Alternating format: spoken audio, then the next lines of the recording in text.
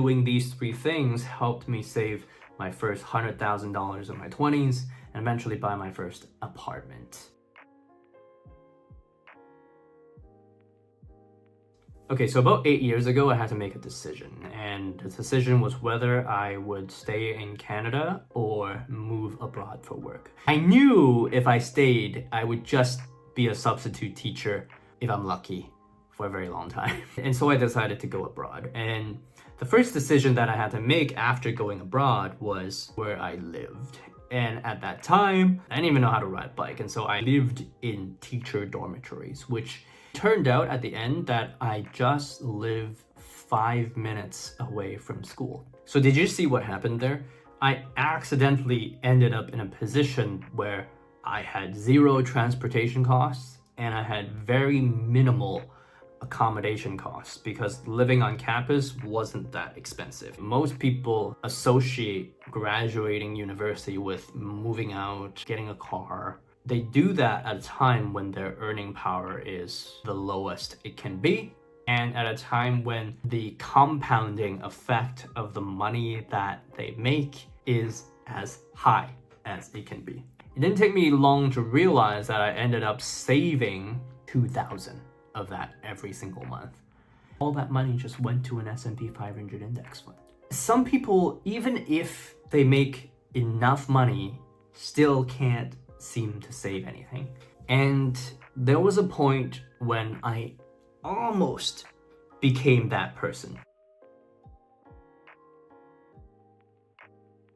I remember in high school, a girl gave me this scarf, and when she gave me the scarf, she emphasized that it was 100% cashmere. I didn't even know what cashmere was at that time, but it sounded fancy. And she said that this is basically a Burberry scarf. And I'm like, what the heck's a Burberry scarf? And so I look it up and I'm like, oh my gosh, these scarves are like $1,000 each, on the cheap end. And so ever since then, I was like, man, one of these days I'm gonna be successful. I'm gonna have one of these scarves. That moment didn't happen until my 7th year of work, when I was walking down a shopping street. We walked past Burberry and I'm like, I want to get myself a scarf because I think I can afford one now. And so I went in, all right? I went in and the mall smelled fancy and nice and perfumey. The sales lady who was super nice and said that, you know, this style looks good on you. And so I bought the scarf. In fact, one moment, it's right here. I did it. You might be thinking like, why is it still in here? You know, this is probably like the 4th time I've seen the scarf ever since buying it. I wore it like for one winter. And I was like, man, this is such a valuable scarf. I probably shouldn't let it get dirty. And so I just put it in the box that it came with. And then I just left it there for 3 years. I could have made like $300-400 if I just put it in an S&P 500 index fund. But now that $1,000 is right here and it's not going anywhere. So that was the moment when I realized buying expensive things to satisfy my own ego in front of other people doesn't actually make me happier. In fact, I might not even care about any of that because I've got the scarf, but I haven't worn it. Lifestyle inflation. You don't actually need a fancy car. You don't actually need a fancy house. Here's what you need. You need to feel valued for the work that you do. You need to have healthy relationships. And you need the ability to put food on the table for your loved ones.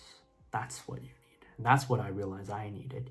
And I'm glad I learned that lesson with a $1,000 scarf and not a $100,000 car. Now, that's not to say you can't buy nice things. I believe there are things you should spend your money on, and these are things that actually make you happy. For example, I like going to nice hotels. Not super fancy and super nice, but the price I pay for my hotels during a vacation might be a lot more than what other people are willing to pay for, but that's just me. This scarf, I didn't need it. It didn't make me happier. I thought it would, but it didn't. Spend money on things that actually make you happy. And don't spend any money on anything to impress other people. Okay, third story, and this is a story about how stupid I am. So when I first went abroad to become a teacher, I didn't actually want to end up a teacher. Let me explain. My dad was this entrepreneur that started a business and made enough money in 10 years to retire his whole family. Naturally, I was like, I got it in me, I'm also gonna start a business. And what better way to start a business than by learning from people who've started businesses by paying them exorbitant amounts of money. So naive. I bought way too many of those. Enough to say that I probably spent the first 2 years of my working life volunteering. Most online courses actually suck. Most online courses is just knowledge of what one person has done to get to a place that you also want to get to. In school, we're taught that there's only one way to find the right answer. We're often taught in a linear way that if we do X, we will get Y. But real life isn't school. In real life, there are multiple paths to one single outcome. Person A can do X and get Y. Person B can do X and get nothing, because there are just too many variables at play.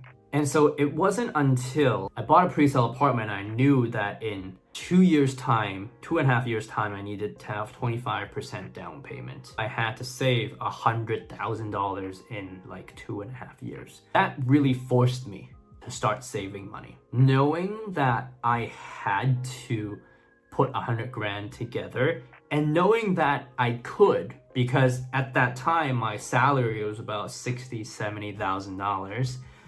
And so after tax, I knew there was a way. Like, I made enough money. I just needed to spend as little money as possible. And so I did that.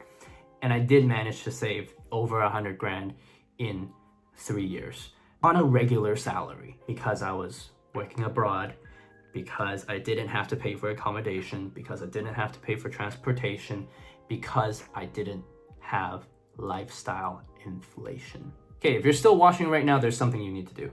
This channel is all about giving the people you love the life you deserve. And so if you want to learn more about how you can do that with your finances, please like and subscribe to the channel.